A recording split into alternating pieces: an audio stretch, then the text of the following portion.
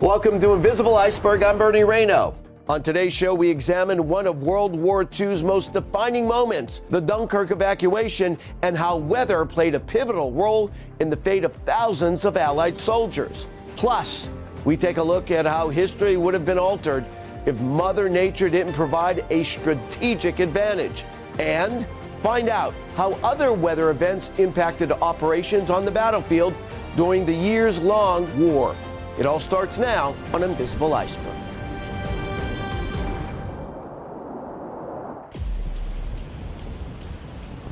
May 1940. German forces surround 400,000 Allied soldiers near Dunkirk in northern France. Exhausted, the Germans decided to pause their attack, underestimating the British evacuation capabilities. Typically, May seas there were choppy and stormy, but a rare stretch of favorable weather played a critical role in the Allies' escape. Did this lucky break give them just enough time to plan their retreat? It's just one of the fascinating stories in the book Invisible Iceberg, when climate and weather shaped history. Joining us right now is AccuWeather founder and executive chairman and author of the book Invisible Iceberg, When Climate and Weather Shaped History, Dr. Joe Myers. Dr. Joe, thanks for joining us. My pleasure, today. as always. Let's start from the beginning. What events led to World War II? We have to go back really to World War I. And the winners of World War I, particularly France and Britain and the United States to some degree, imposed very harsh reparations on Germany.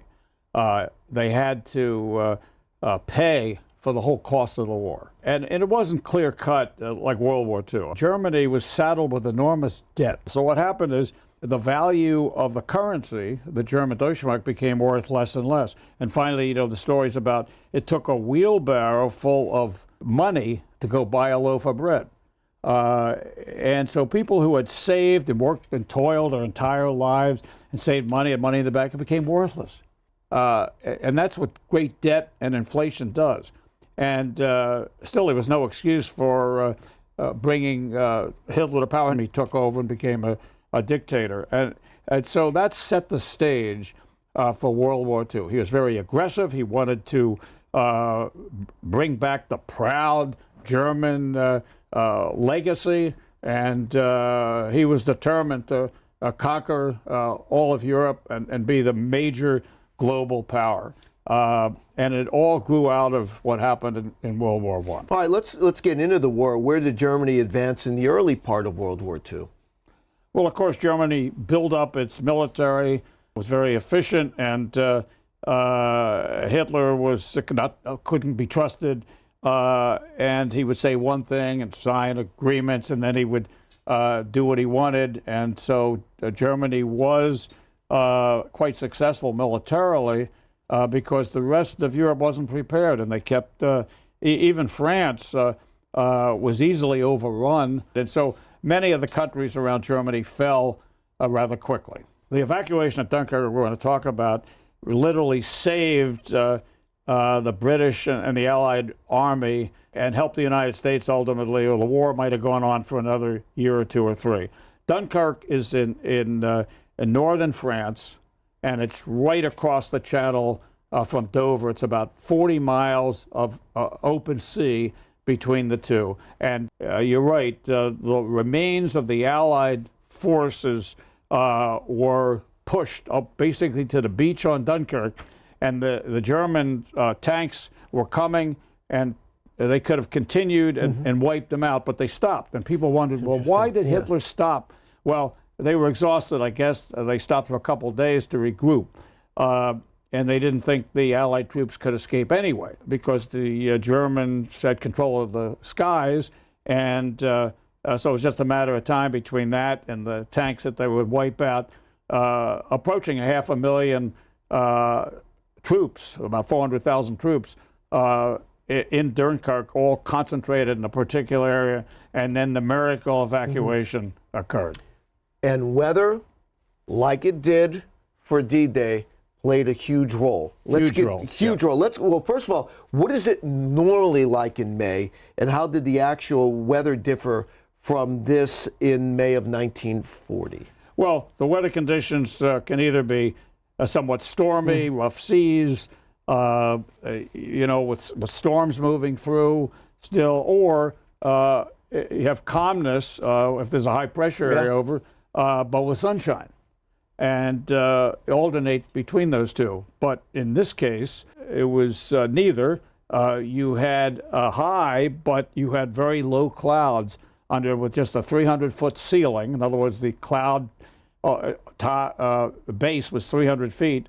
So the German planes couldn't bomb from the air. Winston Churchill, who had become prime minister, asked for all people in Britain that had any kind of a boat, a fishing boat, a ferry, even paddle boats, to get across the channel, the English Channel, to rescue these troops. And most of them were rescued. And finally, when the last of them got out, now some of them were killed and some ships were sunk, and there were, of the 400,000, there were a couple, 10,000 or so that were killed, but most of them escaped in these thousands of boats that were owned by the public.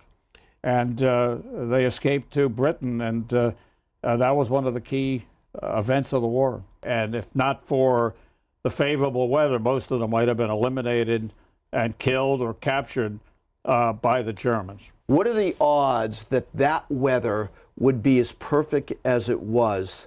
It probably was definitely under 20%, maybe under 10% likelihood that there would be enough of the special weather, maybe it was even smaller than that, favorable to the Allies.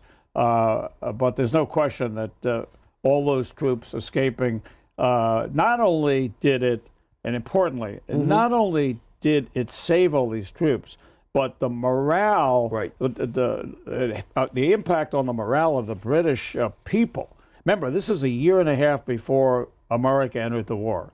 This is around June 1st, they completed end of May, of 1940. America didn't enter the war until Pearl Harbor, which was December 7th, 1941, 18 months later. This certainly was, it allowed Britain to survive until America entered the war. Fascinating work, Dr. Joel. Stick around because you'll be joining us again in just a few minutes. Here with more insight on the Dunkirk evacuation is Dr. Sam Edwards, historian and associate professor at Loughborough University in the United Kingdom. Thanks for joining us here today. It's a pleasure. All right, let's talk about Dunkirk and why Dunkirk was a problem for the British in May of 1940. There are real worries that maybe the British Army is going to be cut off. It's already separated by the end of May from the Belgian forces to the north. Then it becomes separated from the French forces. So there's a real fear that if the British forces aren't evacuated from Dunkirk at the end of May, early June of 1940, that maybe they're at risk of being cut off, maybe they're at risk of being captured, and all that that might entail in terms of the ongoing British war effort. And what actions did Winston Churchill take soon after becoming British Prime Minister?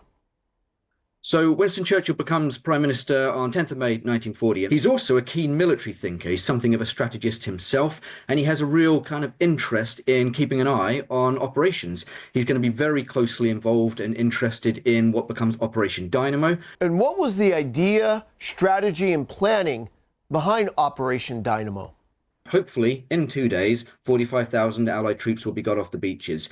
As it becomes, though, it's a 10-day operation, and for various reasons, it's a successful one. Those connected to the weather, those connected to decisions made by the Germans, and those also connected to what the Royal Navy does, and also what the famous little ships do, with 800 or so descending on northern France to try to draw off those Allied troops. So what starts as hopefully 2 days and hopefully 45,000 troops becomes 10 days and something in the region of 338,000 Allied troops. And oftentimes a retreat is not necessarily critical to the success of winning a war, but that was the case with the evacuation of Dunkirk, was it not? Yeah, Churchill's so good at sort of summing this up. He refers to it as the miracle of Dunkirk, but he's also quite keen to make clear that wars aren't won with evacuations. And so on one hand, he rightly celebrates the success of the operation, the role of the little ships, the fact that those hundreds of thousands of troops are brought back to Britain, but he's also quite careful of managing expectations. And how should Dunkirk be remembered today? It's interesting. In Britain, Dunkirk is often now remembered as a marker of what's called the People's War. The idea that ultimately World War II is won by the concerted, combined efforts of the entirety of the national society. Dr. Sam Edwards, historian and associate professor at Loughborough University in the United Kingdom, thank you again for joining us today. Coming up, from tropical storms to extreme cold, we uncover how Mother Nature impacted other military operations during World War II. But next, what if the Dunkirk evacuation had failed? We discuss the possible impacts if the weather wasn't on their side when we come back.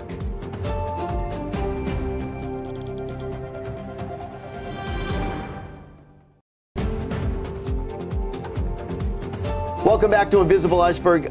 I'm Bernie Rayno. Joining me again is AccuWeather founder and executive chairman and author of the book Invisible Iceberg, When Climate and Weather Shaped History, Dr. Joel Myers. You know, when you think of World War II in Europe, I think the event that most people have most significant, believe that has a more significant impact was D-Day. But the evacuation of Dunkirk was one of the more important events here. And what would have been the immediate impact if the evacuation would have failed? Well, what's interesting is in both those cases, the weather played a critical role. And without the help of the weather, basically, it would have been a much longer war before the Allies would have won. Now, in the case of Dunkirk, evacuating only almost 400,000 troops from Dunkirk to Great Britain, saving those troops. If that hadn't happened, and those troops had been captured or killed by the Germans, Britain would have had no military left. They would have had agreed to a truce with, or just surrendered to Germany. Remember, it was the British Empire, so Germany then would have taken over all the colonies. Germany would have controlled almost all of Africa, as well as the Mediterranean. They would have been the world power. The United States would have been isolated. Of course, the big four that fought the war, the United States, Britain, China, and Russia. But China was not as big a power than a lot of people.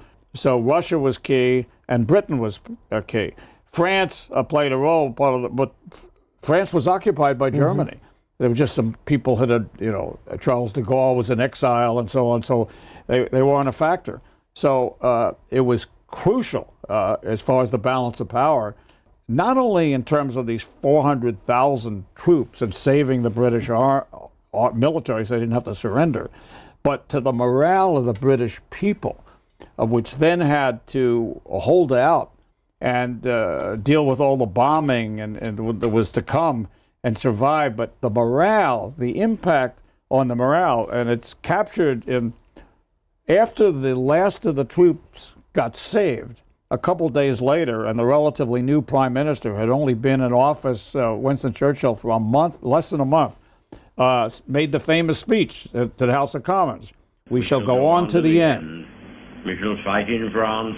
We shall fight on the seas and oceans. We shall fight with growing confidence and growing strength in the air. We shall defend our island, whatever the cost may be. We shall fight on the beaches. We shall fight on the landing grounds. We shall fight in the fields and in the streets. We shall fight in the hills. We shall never surrender. That inspired the nation and changed the whole future path of the war, of World War II in Europe. And so this evacuation was more than the physical saving of the British military, but an inspiration. Of course, attitude is so important in so many things, particularly in war. This was an important turning point. Is it safe to say, or was a turning point of the war for the Allies? Obviously, the United States wasn't involved in the war yet, but it was certainly a turning point. Can we call it that?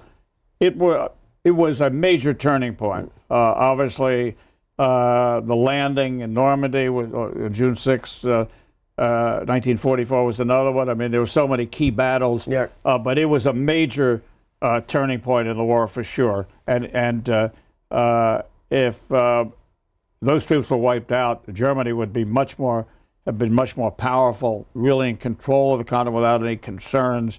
The United States may not have ever entered the war. You know, Japan wouldn't have bombed Pearl Harbor. It made it, all kinds of things might have turned out differently. It was a key turning point. Well, that was my next question about the United States. What would have, I mean, it's all guesswork at this point. Well, what would have meant for the United States if all of those troops would have been captured? Well, we don't know how it would have unfolded. I mean, we also had, Germany was an evil nation because Hitler was an evil dictator, and what he'd done with killing the Jews and others, and all the things we've read about and found out afterwards. So it's quite likely the United States would have entered the war anyway, but it would have been very different, and it might have gone on for a much longer time. Obviously, our other ally was Russia, and that was also key. Hitler's defeat in Russia because of the cold, and the Russian army also allowed the United States to be successful ultimately, and the Allies together in beating Germany. The other question I would have is Winston Churchill really seemed to capture the spirit and the resolve and the fight of the British people. What would have happened if he wasn't the prime minister? Well, he was a great orator. He was disliked by a lot of people. They were always trying to get him out. You know, he had in the beginning, there's a great film about that. You know, he even had rifts with the King of England, who was not happy that he was the prime minister. It's because Chamberlain was such a failure that he became prime minister. And, you know, apparently he had started drinking alcohol in the morning and drank all day. How he consumed it all, still stood up, I don't know. But clearly he was the right person for the time. Yeah, it's just amazing that the weather certainly changed the course of history, or at least had a major role in changing the course of World War II. No question. If the weather had been more normal, those troops would have been captured or killed, and it would have been a very different story. I want to thank AccuWeather founder and executive chairman and author of the book, Invisible Iceberg, When Climate and Weather Shaped History, Dr. Joe Myers, for telling us this fascinating story today. My pleasure as always, Bernie. Enjoyed it. Up next, we explore how weather events played a critical role on the battlefield during World War II.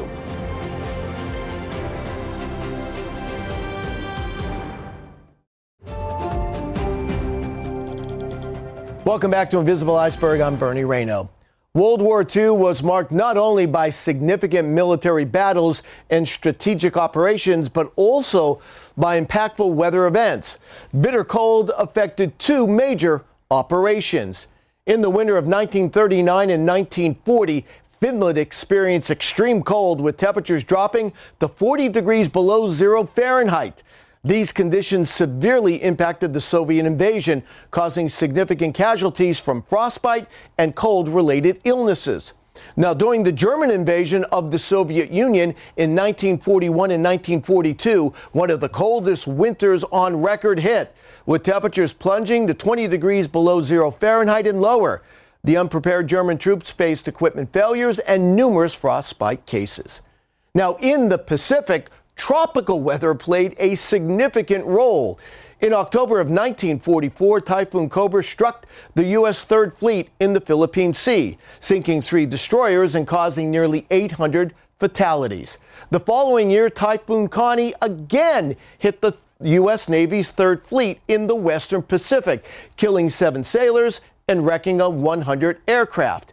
In August of 1945, Category 3 Typhoon Helen smashed the bow of the USS Wasp. The Great Hanoi Flood of 1945 in Vietnam caused severe flooding, complicating Japanese occupation and contributing to widespread famine, leading to thousands of deaths. That's our show for today. For more information and get your copy of the book Invisible Iceberg, When Climate and Weather Shaped History by Dr. Joel Myers, go to invisibleiceberg.com. If you have any questions or comments, send us an email at questions@AccuWeather.com. We look forward to seeing you next time.